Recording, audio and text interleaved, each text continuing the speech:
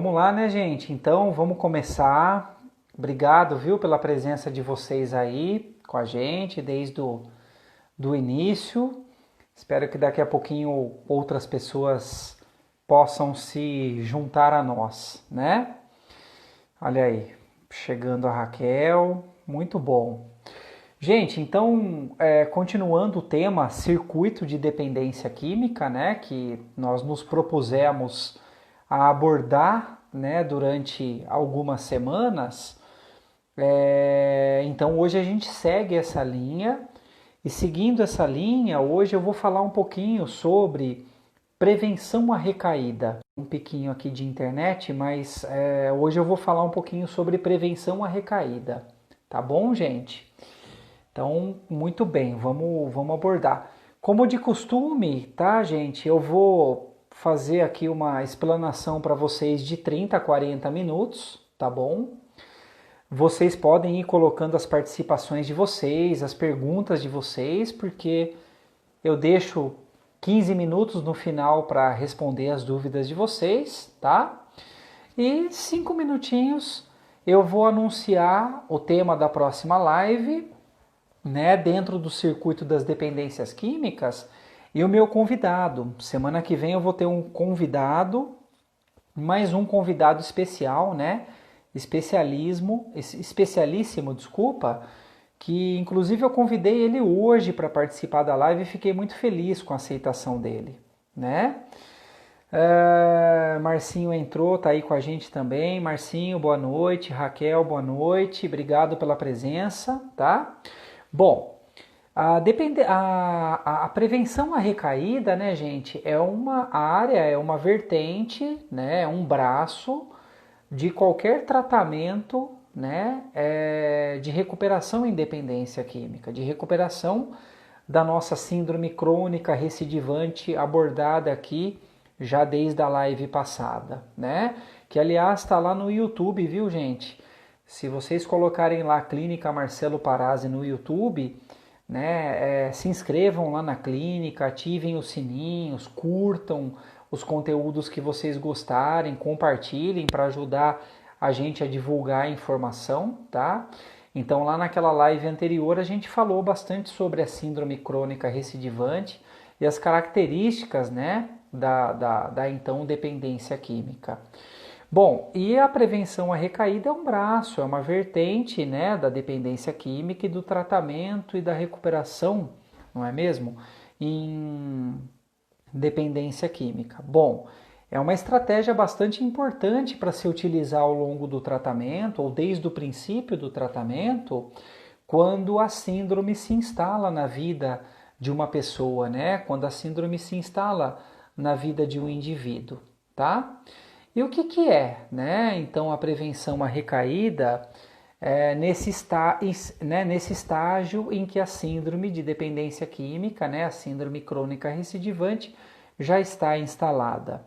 Bem, a gente costuma dizer, ou a gente pode dizer, que a prevenção à recaída é um aglomerado, né, de técnicas e de estratégias, tá? Que visam auxiliar o indivíduo a entrar em abstinência, né? Então, a deixar de usar ou entrar em abstinência é o deixar de usar uma ou mais substâncias psicoativas, né? E posteriormente a se manter sem uso, né? Ou seja, posteriormente essas técnicas e essas estratégias visam auxiliar a pessoa em tratamento, a pessoa em recuperação, a se manter abstêmia, né? A se manter em recuperação, tá? Então, a prevenção à recaída ela vai ajudar a pessoa a evitar lapsos iniciais de uso, né? E até mesmo uma recaída total, que a gente chama também de reinstalação da síndrome de dependência química. Então, qual que é a diferença desses dois cenários, né? Primeiro cenário, que é o lapso, né? É quando a pessoa usa uma substância, né, uma vez, ou por um dia, né, ou por um momento, né, e logo em seguida essa pessoa interrompe esse uso, né, e volta para a abstinência, e volta para a manutenção dessa abstinência, né. Isso é um lapso. Ele deu um escorregão e acordou e falou: opa, não é isso que eu quero, e ele volta à manutenção, volta à abstinência. E a recaída ou a reinstalação da síndrome de dependência química é aquele uso mais prolongado, onde o indivíduo ele volta a usar como estava usando antes de ter parado de usar, ou às vezes até mesmo pior, né? O indivíduo, ele, quando retorna ao uso, muitas vezes vem aquela sensação de quero mais, quero tirar o atraso, quero tirar o tempo perdido, né? Não foi um tempo perdido, foi um tempo ganho, na verdade, mas cognitivamente ele tem essa distorção, né? Acreditando que o tempo que ele ficou sem uso foi o tempo perdido, e aí ele acaba tendo uma compulsão ou episódios compulsivos, às vezes até mesmo maiores do que anteriormente, o que pode sinalizar também para a gente um agravo, né, da doença, né, uma piora da doença, o que é uma característica muito comum na síndrome de dependência química, né, porque ela pode ser progressiva e geralmente ela é progressiva, né? Lá nos Alcoólicos Anônimos, nos Narcóticos Anônimos, o pessoal fala, né, inclusive, progressiva, incurável e fatal, né? Eles gostam de dizer, de compreender assim. O que do meu ponto de vista está correto, né? E as observações, ou não são nem observações, as contribuições que eu tento dar para essa frase é que sim, ela é progressiva, né? Ou ela pode ser progressiva se nós não fizermos nada para com ela, né? Sim, ela é incurável, né? Eu até falei na minha live anterior, né? Síndrome crônica, então ela é incurável, né? Mas ela é recuperável. E sim, ela pode ser fatal, né? Mas não necessariamente será fatal. E como é que faz para ela não ser fatal? Né? A gente tem que buscar tratamento, tem que buscar recuperação, né? Até que se termine o tratamento, né? E se siga, né? Até o último dia da vida do indivíduo em recuperação, que é em mudança mesmo, né? Mudança desse estilo de vida. Bom, então eu destaquei um pouquinho para vocês aí os objetivos iniciais e finais, não é mesmo? Da prevenção à recaída. Né? O objetivo inicial, evitar lapsos que possam levar a uma recaída. Né? E o objetivo final, né? Evitar a recaída. Tá? Então, é um pouquinho do que eu queria inicialmente já passar, né? Introduzir para vocês. Tá? É importante a gente dizer no tratamento da dependência química que assim, o indivíduo que entra em abstinência logo no início do tratamento, né, e o indivíduo que consegue fazer uma manutenção dessa abstinência logo no início do tratamento, é algo raro de se ver, né? É algo raro de se ver. Algumas pessoas conseguem, eu já tive várias pessoas, né, que eu acompanhei que demonstraram isso, né, e que conseguem isso. Mas dentre essas várias pessoas, ainda assim a gente está falando num número pequeno, não é? Na minoria, né, das pessoas que, por exemplo, eu já acompanhei, né?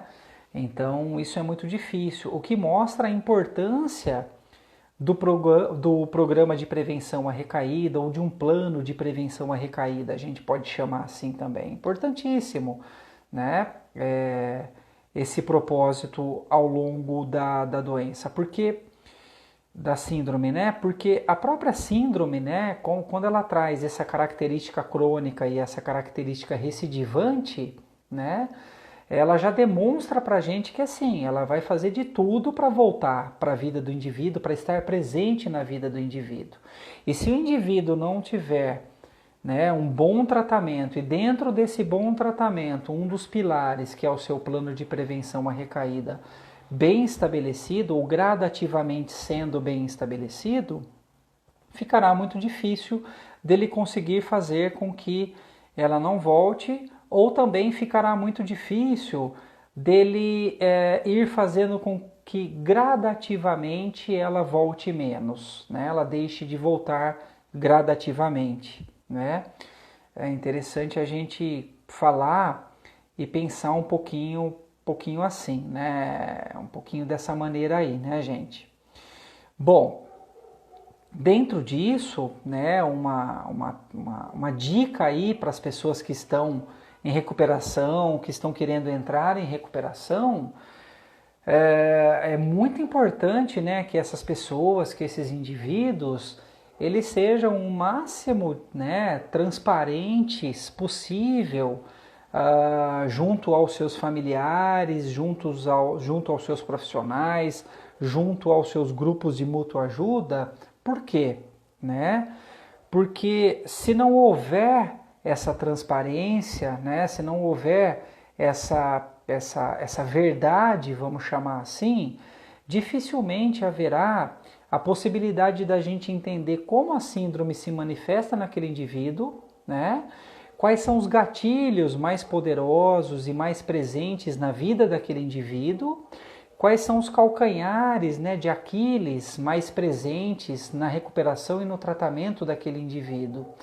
E dessa forma, a gente vai perder algo super importante que tem que conter, né, que tem que estar contido num tratamento e num plano de prevenção à recaída, que é o entendimento daquela ocorrência, né?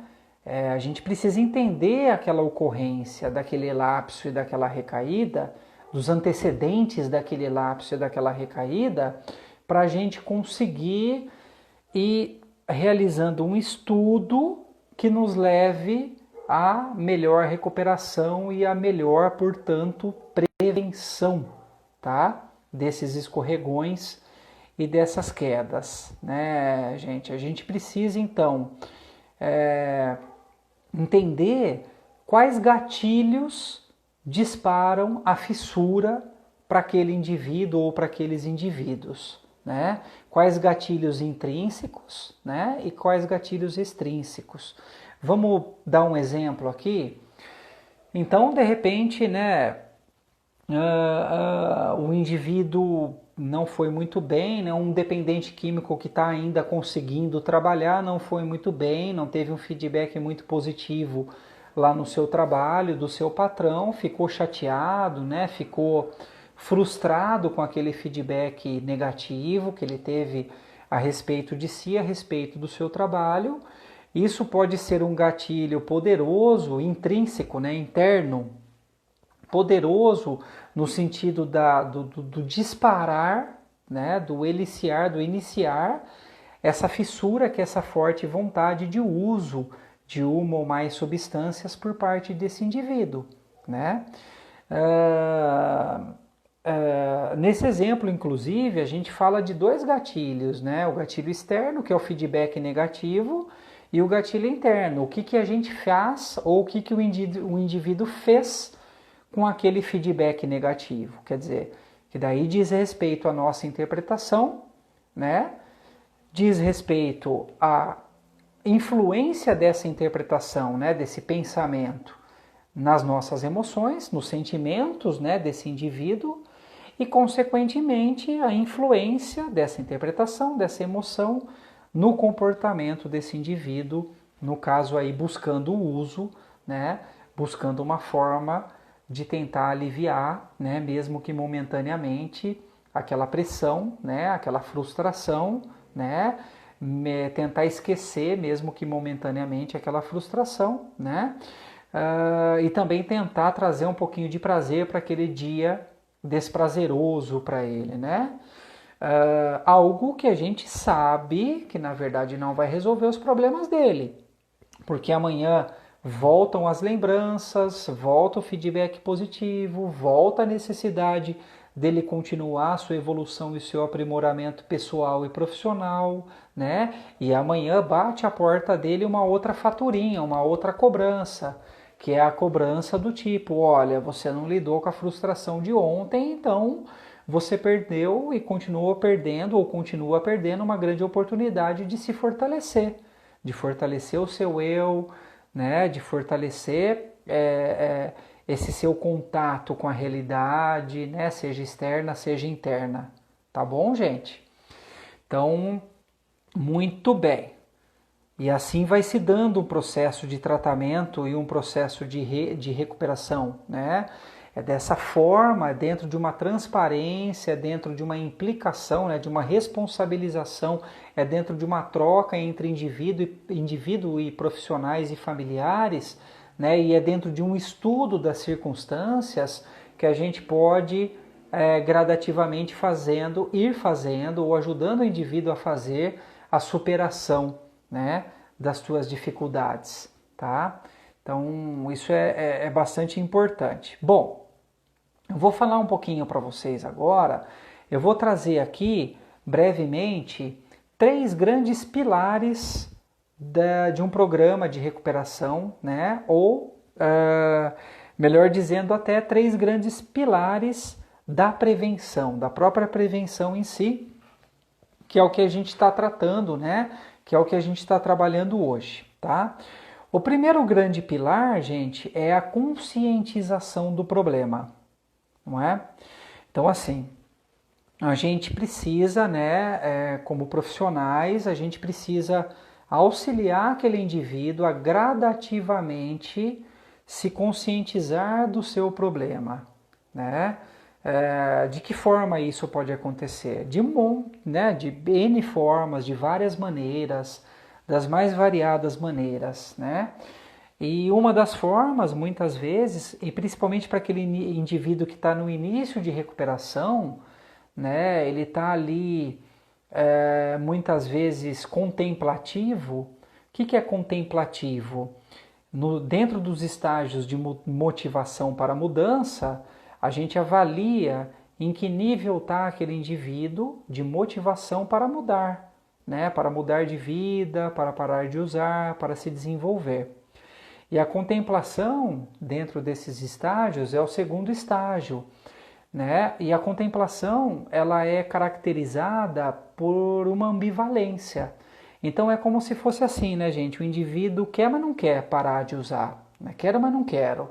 Ele está bem em cima do muro ainda e ele precisa de material, ele precisa de conscientização para poder descer desse muro, escolhendo um lado e, preferencialmente, escolhendo o lado da preparação, que é o terceiro estágio, é o estágio seguinte dos estágios de motivação para mudança, que é quando ele já começa a se preparar mesmo para mudar, tá? E aí, muitas vezes, né, a gente diz para ele, puxa, você ontem brigou com a sua namorada, brigou com o seu namorado, saiu enraivecido, bateu o carro, além do que você trouxe, né, o fato dela não te compreender, dele não te compreender, é mesmo desse acidente, né, o que mais aconteceu nessa noite, né? E aí às vezes a pessoa vai começando a dizer, eu também usei um pouco antes de chegar lá na casa dela, e aí eu já não queria ficar muito com ela, e aí a gente já começou a se desentender, e depois eu saí para a rua, talvez o fato de estar um pouco alterado pela própria substância também me levou a ter uma probabilidade maior, né, um risco maior de eu bater o carro. E aí a gente vai favorecendo e fortalecendo isso no discurso do indivíduo, que começa a perceber que a vida dele tem problemas e que esses problemas estão sim ligados ao seu uso e ao seu consumo de substâncias, né, de drogas em geral, né, de álcool, né, drogas lícitas ou ilícitas, né, tanto faz aí pra gente nesse sentido. Então, o primeiro pilar da prevenção à recaída é a conscientização do problema, que é o que a gente faz ao longo do nosso trabalho com o indivíduo, a própria família também. O segundo pilar é o desenvolvimento de habilidades nesse indivíduo. Veja, né, gente, as pessoas que desenvolveram a dependência química, elas desenvolveram por N razões. Lembra que eu falei lá na live anterior, que está lá no YouTube, né, sobre dependência química, live 1, sobre circuito de dependência química, que ela é uma síndrome, então ela se origina, né, se instala na vida de um indivíduo através de várias fontes, tá? E uma das fontes é o déficit em habilidades sociais, é o déficit que esse indivíduo apresenta para lidar com pensamentos, emoções, comportamentos, relações interpessoais, frustrações cotidianas, né? Frustrações do dia a dia da gente. E se a gente não ajudar esse indivíduo a desenvolver a habilidade social, né? Ou a desenvolver as habilidades que ele necessita desenvolver para lidar melhor, né, com a vida, ele dificilmente vai conseguir viver sem substâncias, né? Então, para citar um exemplo aqui para vocês, uma habilidade muito importante é a habilidade, por exemplo, da assertividade, que é, resumidamente, né, dizer o que eu penso, o que eu sinto a quem precisa me ouvir, sem constrangimento, olhando nos olhos e defendendo o meu ponto de vista, defendendo o meu espaço vital. Sem compromisso com o acerto, porque nós somos seres humanos falhos, acertamos e erramos, né? Mas com compromisso com a afirmação, com o saber se afirmar e se firmar com respeito pelo outro, sem agressividade, porque daí já não é mais assertividade. Então, saber o que é isso, desenvolver técnicas e estratégias para o indivíduo treinar isso no seu dia a dia, na sua semana, e ir ajustando isso com esse indivíduo ao longo do processo, é muito importante e é o segundo pilar de um plano de prevenção à recaída, da prevenção à recaída, tá bom? E o terceiro grande pilar, né, um pilar super importante também, todos são, mas eu vou dar um destaque para esse, de um plano de prevenção à recaída, é a modificação do estilo de vida, que a gente chama às vezes, ou muitas vezes a gente pode chamar de projeto de vida, né? De novo, projeto de vida para aquela pessoa, né? Para aquele indivíduo. Sem isso, é muito difícil o indivíduo entrar em abstinência, é muito difícil o indivíduo se manter quando ele entra e visa prevenir a recaída em abstinência, né? Então o indivíduo ele vai precisar fazer toda uma modificação desse estilo de vida. Está vivendo muito à noite e pouco dia, vai ter que trocar a noite pelo dia. Está vivendo num ciclo, né, de amizades, de colegas que sejam usuários daquela substância que ele quer parar e que ele entende que ele precisa se manter sem, vai precisar dar uma sumida, né, dar uma afastada dessa galera, não por questões pessoais. Podem ter pessoas boas ali, podem ter amigos ali.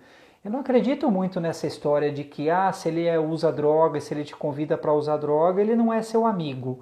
Tem alguns que não são mesmo, né, amigos. Mas tem alguns que são e que eles estão tão perdidos quanto você, né, quanto o indivíduo, e por isso ele acha que aquilo tudo é legal e que é bacana curtir juntos e convida, e muitas vezes não é por mal. Então tem amigo que acaba convidando sim, né? A gente não pode, né, se cegar para alguns fatos, para algumas realidades que acontecem, senão a pessoa não se instrumentaliza, não se fortalece para poder se desenvolver, se evoluir.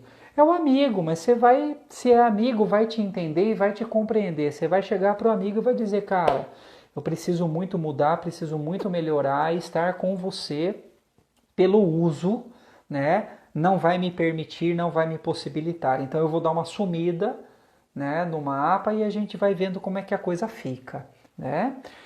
Às vezes isso é necessário, muitas vezes isso é necessário, tá, gente? Deixar de frequentar aquele lugar que é um local de alto risco para você, né? Tá no sedentarismo, abandonou aquele jogo de futebol, aquele jogo de vôlei que você gostava tanto antes, vamos voltar para essas atividades ou até mesmo escolher atividades que são prazerosas, que também, né, podem contemplar um exercício físico, um fortalecimento orgânico, um auxílio na aceleração da desintoxicação do organismo, e vamos buscar tudo isso dentro de uma modificação do estilo de vida que é super importante, né? Uma coisa que eu brinco muito com os meus pacientes, né, que às vezes vem umas crenças do tipo assim, mas puxa vida, eu vou me recuperar, eu vou ter um monte de ganho, mas eu vou passar a ser careta, né? E aí eu brinco com eles, mas é uma brincadeira séria. Eu falo, não, que careta, cara, né? Você não vai, você não vai se tornar um careta. Pelo contrário, você vai sair da careta, né?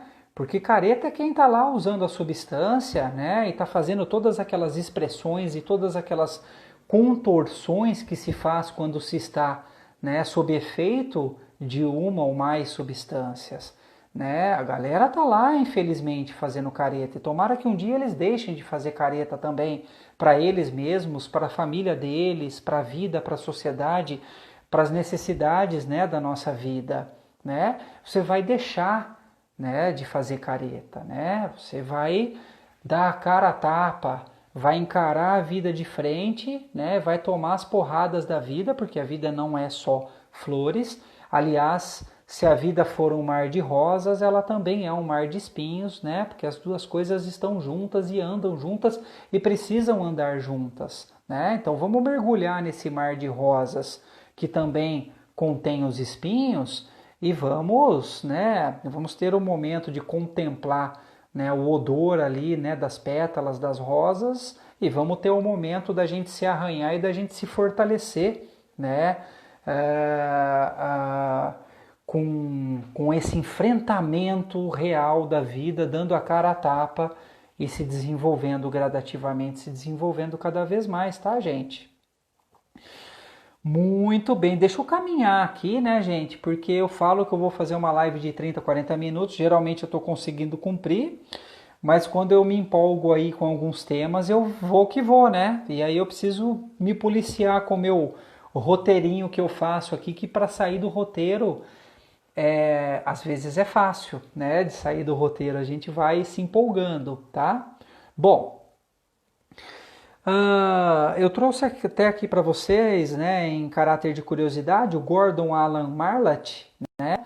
Ele foi um psicólogo clínico já falecido e ele é conhecido como uma das figuras mais importantes no desenvolvimento aí de N estratégias ligadas às terapias cognitivo-comportamentais a serviço do plano de prevenção à recaída, né?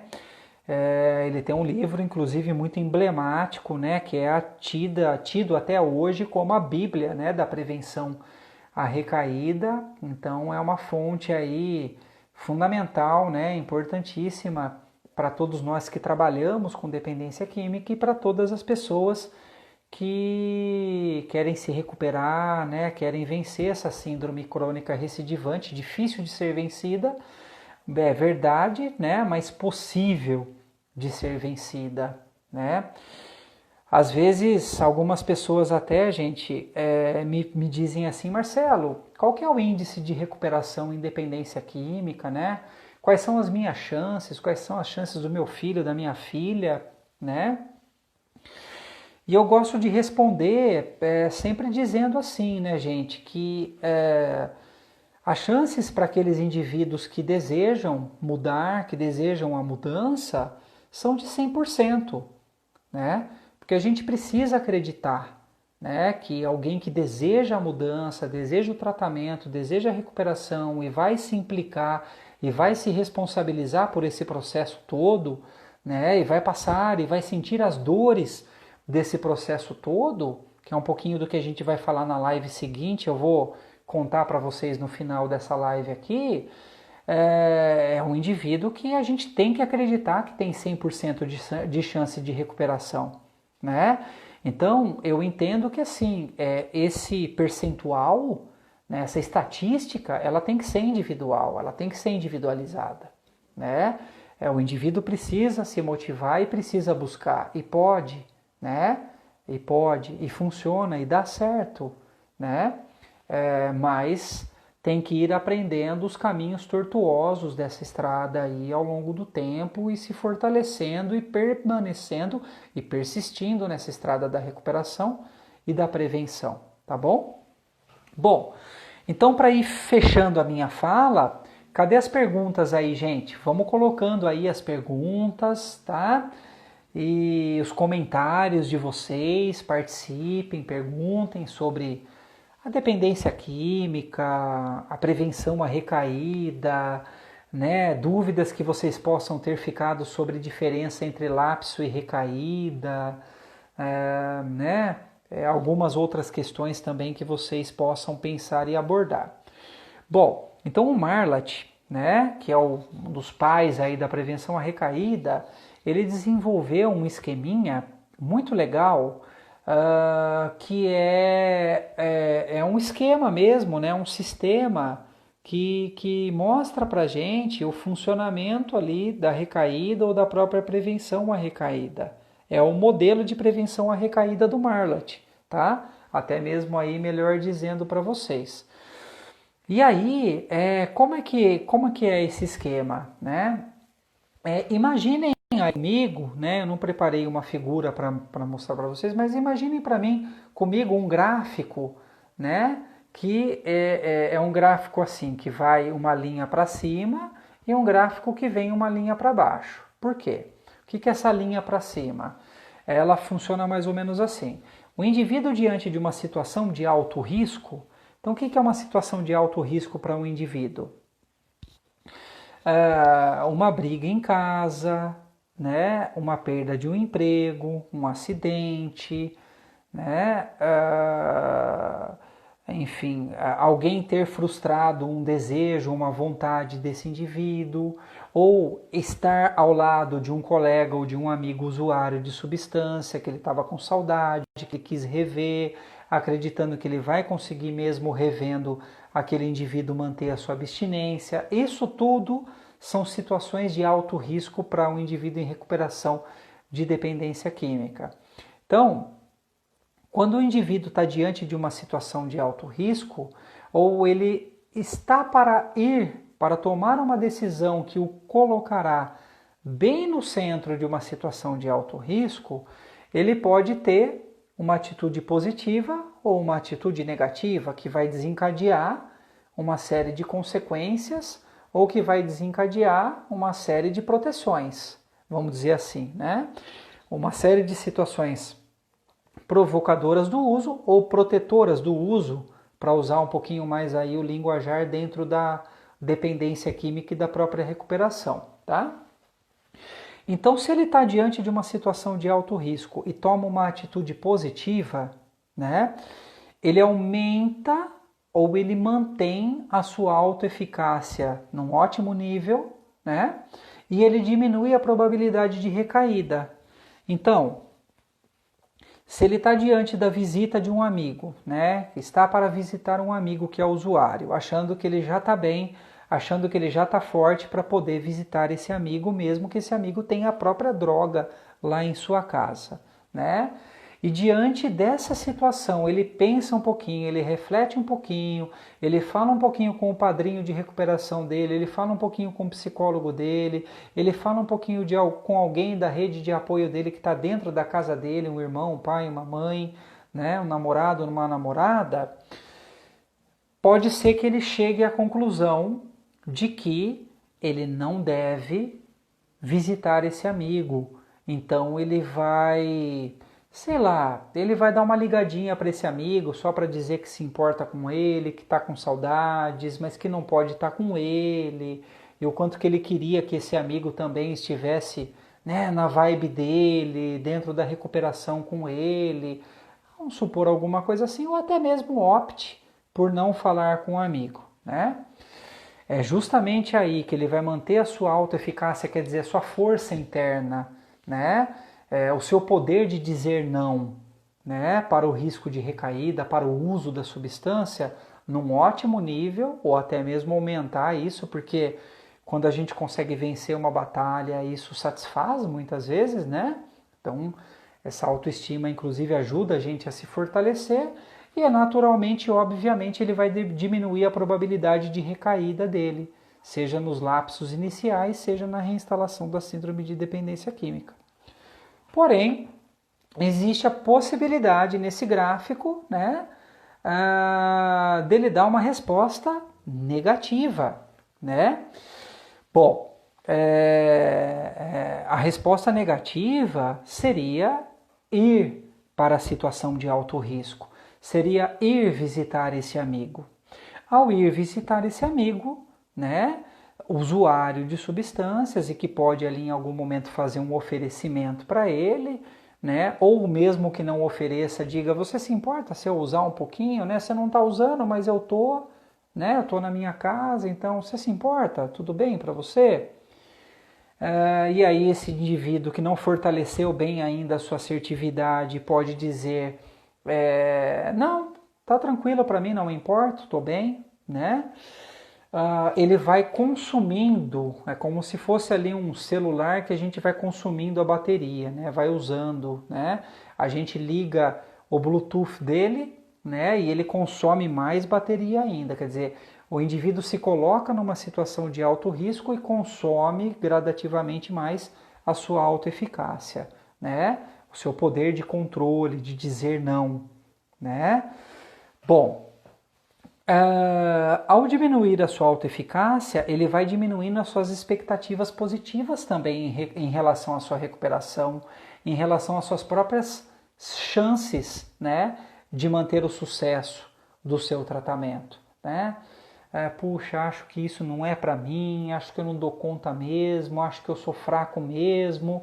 Já começam a vir pensamentos autorizantes, né, e pensamentos sabotadores também para enfraquecer ainda mais esse indivíduo que já está enfraquecido.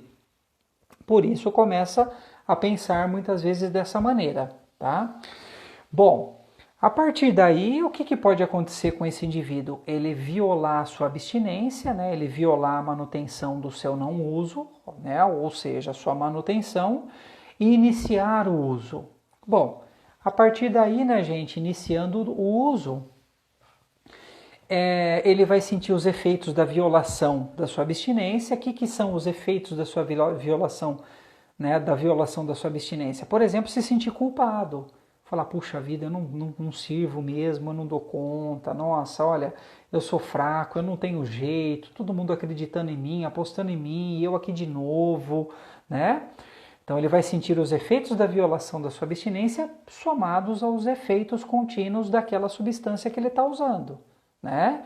São os efeitos naturais de cada uma das substâncias que o indivíduo vai usar, né? Ou uma substância perturbadora do sistema nervoso central, maconha, ou uma substância estimulante do sistema nervoso central, cocaína, ou uma substância depressora do sistema nervoso central, álcool, né? Então ele vai reagir das mais variadas formas diante das mais variadas substâncias psicoativas. Lembrando, tá lá no YouTube, Clínica Marcelo Parazzi, na live anterior também, o que são substâncias psicoativas, né? São substâncias que têm o poder de alterar o funcionamento cognitivo, né? Bem resumidamente, pensamentos da gente, as nossas emoções, né? Bem resumidamente também os nossos sentimentos e os nossos comportamentos em geral, né? Substâncias que têm o poder de promover uma alteração nesses sentidos todos aí, nesses funcionamentos todos. Bom, como esse indivíduo que eu estou contando aqui para vocês ainda está num lapso, num escorregão, né? Ele não engatou aí uma sequência de uso de dias ainda, ele começou a usar agora, então a gente vai caracterizar isso ainda como um lapso. Ele aumenta a probabilidade dele de risco de recaída, de risco de reinstalação da síndrome de dependência química, tá? Bom, é isso, gente. Olha aí, né? Já um pouquinho mais de 40 minutos aí falando para você, mais ou menos 40 minutos, que eu dou sempre uma introduçãozinha, espero um pouquinho, né, para todo mundo entrar. Era o que eu queria passar para vocês hoje, tá bom? E vamos lá, cadê as perguntas aí de vocês? Será que já tem alguma aqui? Deixa eu dar uma corrida na tela. Ó, tem alguém aqui, a Maria Anjos, ela solicitou para participar. Ô Maria, quem sabe a gente combina para uma próxima vez. Mas obrigado aí pelo seu interesse, pela sua presença. O Felipe sempre aí com a gente, participando. Obrigado, viu, Felipe? Muito legal ter você aqui com a gente sempre. Um fator importante que mantém em recuperação é a balança decisória, verdade. Vejo o quanto já perdi e não quero mais perder. É verdade, né, Felipe? Vamos falar um pouquinho da balança decisória para a galera.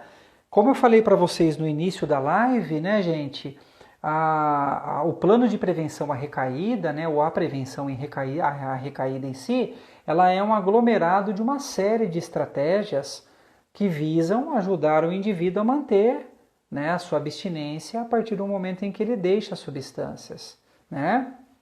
Então, a balança decisória que o Felipe cita é uma dessas estratégias. E eu diria que é uma das estratégias realmente mais importante dentre as estratégias de prevenção à recaída, né? Porque a balança decisória, o que ela é? Ela é um instrumento, né, que nos ajuda, né, a visualizar, a nos conscientizar e a organizar as nossas ideias em relação aos prós e os contras do uso.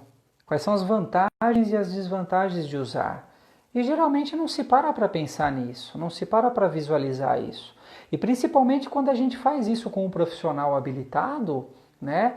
É muito legal porque o paciente ele vai tendo ideias ali incríveis, muito interessantes de prós e contras, né? E o profissional habilitado ele vai ajudando a acrescentar, né, vários pontos e a corrigir até mesmo alguns. Né, através do questionamento socrático, do questionamento, por exemplo, de alguns prós, né, de algumas características favoráveis que o indivíduo coloca, muitas vezes o próprio indivíduo passa ao longo da balança decisória a entender que aquilo que ele entendia ou que ele enxergava como pró, né, como aspecto positivo, vantagem, né, na verdade não era bem assim, né? E geralmente quando a gente né, termina essa balança decisória, né, ou se propõe a chegar num fim, porque ela pode ser infinita, né, ou praticamente infinita, né, a gente observa como, né, o lado das desvantagens do uso de substâncias psicoativas pesa infinitamente mais do que o lado das vantagens, né? E bacana, e tem algumas balanças decisórias, né? A gente trabalha inclusive com ela, que é um pouco até mais completa, que fala um pouquinho também sobre o que eu gosto em mim quando eu uso, o que eu não gosto em mim quando eu uso, quando eu não uso também, vice-versa, que é bastante interessante fazer essa reflexão também, tá? Muito bom, Felipe. O Tiago falou aqui, caretice é o maior barato que já conheci, kkk. Boa, Tiago, concordo com você. É isso aí, né? A Andréia, né, psicóloga Andréia aqui do Psico Raízes, diz: perfeito, Dr. Marcelo, parabéns, excelente conteúdo, informações e apresentações da live. Obrigado, Andréia, obrigado pela presença e pela sua participação, viu? E aí o Tiago também comenta aqui: Marcelo, excelente palestra, quais as principais dicas universais para mudanças de hábitos para a manutenção da abstinência na quarentena, né? Quarentena, né, Tiago, é um momento assim em que eu tenho conversado, inclusive, com os pacientes para... Opa, deu um piquinho aqui de internet. Mas a quarentena é um momento que eu tenho conversado com eles para eles aproveitarem bastante, né? O fato de estarem mais com a família, de estarem mais em casa, de estarem mais quietinhos, de estarem mais paradinhos, para deixar de fazer mesmo tudo aquilo que se fazia lá fora e que favorecia o uso, né? E passar a se proteger, a se cuidar mais, né? E aproveitar um pouco mais esse espaço doméstico da maneira que o indivíduo achar melhor, né? para favorecer esse não uso, para favorecer essa modificação do estilo de vida, né? Então isso é super importante. De repente um indivíduo ali que não para ler alguma coisa e com mais tempo e mais dentro de casa, ele já consegue, ele já tem vontade de ler algo, de se inteirar de algo, de fazer uma pesquisa bacana, de dialogar um pouquinho mais com a sua família, de se importar um pouquinho mais com a vida da sua família, de permitir com que a sua família se importe um pouquinho mais com a vida dela. E aí já começa, né, um processo de mudança de hábitos, né, para a entrada em abstinência e posteriormente para manutenção dessa abstinência, né? É ali que o indivíduo de repente pode cozinhar um pouquinho mais, né, alimentos saudáveis e de repente já conseguir fazer uma modificação do estilo de vida no sentido da própria alimentação, né, da sua própria nutrição, não é? É ali que o indivíduo pode falar assim, puxa, então quer saber, eu vou aproveitar o momento para eu me exercitar um pouquinho, então eu vou participar de algumas lives, eu vou buscar alguns vídeos para eu poder fazer um exercício em casa, né? E aí quando a academia reabrir, pô, bacana, eu já estou aquecido e vou para lá e faço essa manutenção do estilo de vida. Então é um pouquinho do que eu diria aí, né? Tem N possibilidades, N formas, tá bom? Muito bem, gente. Tem algumas pessoas entrando aí no finalzinho. Gente, quem está entrando no finalzinho, o vídeo vai estar disponível depois no IGTV, tá? Por 24 horas. E posteriormente, acho que lá pela sexta-feira, já tá lá no YouTube, Clínica Marcelo Parazzi, bota Marcelo Parazzi lá, que vocês encontram. Aliás, gente, quem que puder dar um pulinho lá no YouTube se inscrever no meu canal, assinar, né, ativar o sininho, tá? Deixar lá um like, compartilhar o conteúdo, se vocês gostaram do conteúdo, por favor, tá? Façam isso, nos ajudem e ajudem as pessoas a receberem aí o conteúdo. De nada, viu, Tiago? Um prazer. Obrigado eu pela sua presença e pela sua questão. Gente, deixa eu contar um pouquinho para vocês sobre a live que vem. Então, a live que vem, terça-feira, às 8 horas, aqui no Instagram, eu vou continuar com o circuito de dependência química, só que na semana que vem eu vou ter um convidado, né? Mais um convidado especial, especialíssimo, que daí vai dividir a tela aqui comigo, né? E vai tentar trazer, e com certeza vai trazer bastante contribuições para a gente, que é o meu amigo Sérgio, psicólogo Sérgio, tá? E a nossa ideia dentro do circuito, né? Na semana que vem eu vou apresentar ele melhor para vocês, né? Psicólogo Sérgio, ele é professor, inclusive universitário, ele vai trazer muita coisa boa aqui pra gente. E a ideia, gente, da semana que vem é falar um pouquinho sobre dependência química, sofrimento, transição, dificuldade, né, transitória, dificuldade de transição entre a dependência e a independência, né? A dificuldade desse período também de adaptação, de novidades, de mudança, de superação, né? E dentro disso, né, todos os ganhos que a gente pode extrair desse momento de dor, desse momento de sofrimento, sem o qual eu entendo e a gente entende que não há ou que não pode haver superação dessa síndrome crônica recidivante, que pode ser tão invalidante, mas que pode ser superada por qualquer um que deseje, né, e que aceite reunir, né, um exército, reunir estratégias para poder fluir com um tratamento, com uma recuperação, com uma prevenção, uma saída, que foi aí o grande tema da sessão de hoje aqui da gente. Tá bom? Gente, então, meu muito obrigado, viu, pela atenção de vocês, pela presença, pela participação, pelos comentários aí que vocês estão fazendo agora. Bárbara, Raquel, obrigado. E uma excelente noite a todos e a todas, tá bom? Estejam com a gente na próxima terça-feira às 8 horas. Entrem lá no meu site, viu? Meu site tem lá dentro do meu site tem o blog tem bastante conteúdo de dependência química e também de terapia cognitiva e de depressão, né? E de outras